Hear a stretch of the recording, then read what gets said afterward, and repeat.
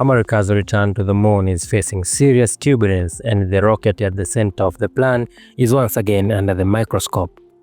Elon Musk's massive Starship rocket, built by SpaceX, is meant to carry NASA astronauts back to the lunar surface for the first time since 1972.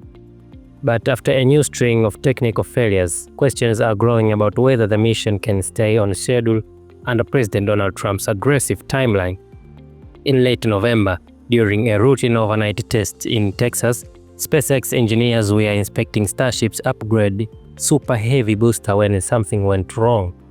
The rocket suddenly ruptured, cracking open and releasing a large cloud of gas across the Boca Chica launch site.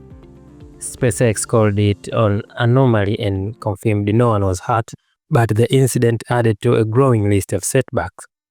Starship is nearly 400 feet tall and is the backbone of NASA's Artemis III mission, which aims to land American astronauts on the moon and establish long-term US leadership in space.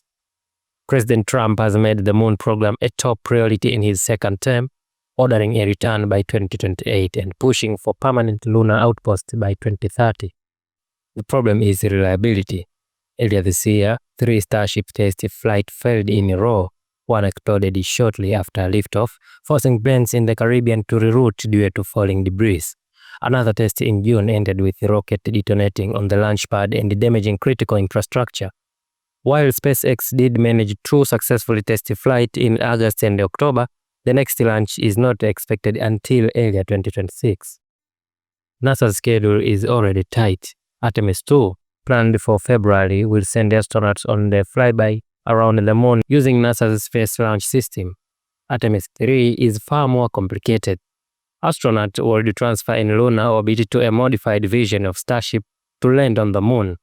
Unlike Apollo, this mission requires multiple launch and in-orbit refueling, possibly more than 10 successful Starship flights before astronauts ever leave Earth. Supporters say the payoff could be historic, with a reusable system that slashes costs and opens the door to irregular moon missions. Critics warn the project could slip years behind schedule. A NASA safety panel has raised concerns, and former NASA administrator Jim Bridenstine has openly questioned whether the US can beat China back to the moon. NASA is now signaling flexibility, saying it will support whichever system can deliver results the fastest, even if that means opening the door to a competitor like Jeff Bezos' Blue Origin. The race back to the moon is still on, but the path forward is anything but smooth. What is your thought? Write a comment below and don't forget to like and subscribe. Thank you for watching Morning America.